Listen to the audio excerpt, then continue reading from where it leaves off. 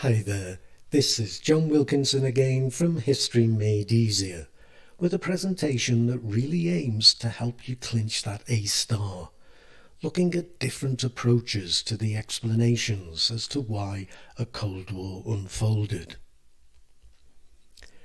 The Cold War was, above all else, an ideological war, a war of ideas, of which system, which set of principles benefited people the most, which way of life was best. You need to know something about the two ideologies, but you also need to tie the ideological differences to the other factors. Strategic factors, for example. Why it was important to control, or, to be fair to America, have influence over territory and economies and markets. And why was Germany so important in this? Now add personalities, notably Stalin and Truman, but Churchill too. Would there have been a Cold War without them? Probably, but would it have played out the way it did? Probably not. And whenever people are involved, there's always a chance for misunderstandings. And now to all this, we add events. You should sit down for half an hour or so and try to put events to everything I've said here. Ideology, strategic factors, personalities, and misunderstandings. Where do the events fit? Now let's move on to the way history has looked at the causes of the Cold War and changed in its views. The posh word for this is historiography, but you needn't worry too much about that. In the West, most historians originally placed the blame firmly on Stalin and the Soviet Union. The Soviet Union obviously blamed Truman, Churchill, and the West. But in the 1960s, a new generation of historians in the West focused more attention on Truman and American policy, whereas the next wave of historians felt blame should be shared. From the traditional perspective, the origins of the Cold War lie in Marxist ideology, and the Soviet Union was seen as taking every opportunity to expand that ideology. First, with the Nazi-Soviet Pact, a pact with the devil. And then when Stalin made his first moves to dominate Eastern Europe between Yalta and Potsdam, until all of Eastern Europe, except for Yugoslavia, was firmly under Soviet control.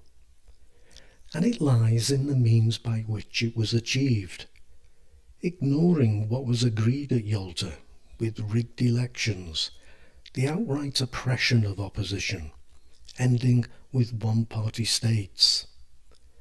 And Stalin was seen as the central factor in every stage. In this perspective, American policy is seen as a reaction to what the Soviet Union was doing, defending Western Europe in a policy of containment and nothing more.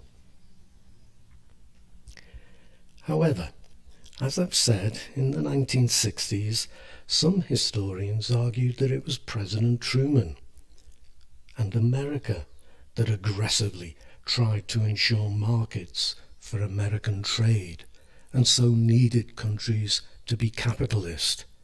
President Roosevelt had been much more conciliatory towards the Soviet Union.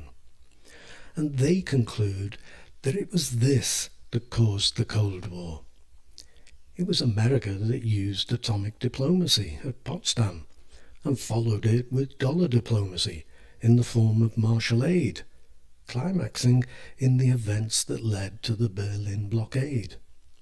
From this perspective, the actions taken by Stalin to take control of Eastern Europe were the result of three related factors. First, the Soviet Union's need for security. Secondly, mistrust, a result of events before and during World War II, notably appeasement, and the delay in invading France and opening a second front, as well as events in the war's immediate aftermath.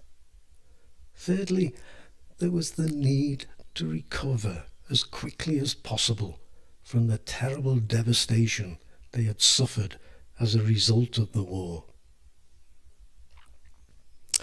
Then there are those historians who acknowledge the arguments of both sides and blamed both sides, suggesting that the whole thing was more complex than suggested by the other two schools of thought. Both sides wanted to be the dominant force in the world, and there wasn't room for a rival. Some historians also feel that the Cold War was mostly caused by the inevitable difference of opinion over what to do about Germany. Others that it was a result of tragic misunderstandings from both sides. Of course, in the Soviet Union it was all much simpler. They continued to blame the West entirely. So you see, history is debated. There are different points of view. Be aware of that. Of course, question C addresses this issue. It requires you to show different views, different perspectives. But sometimes you can do the same in your question B answers too.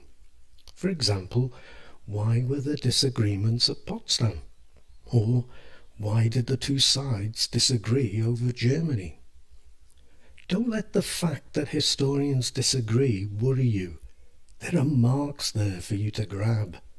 Show that you understand that history is about different interpretations of the past. We can talk about these kind of things in tutorials, and I can show you how to make them work for you, lifting your work to an A-star level. Get in touch with me, or get your parents to, at historymadeeasier@gmail.com if you fancy that, and we'll see if we can work something out. But in any case, I hope this presentation has got you thinking positively about the debates in this topic.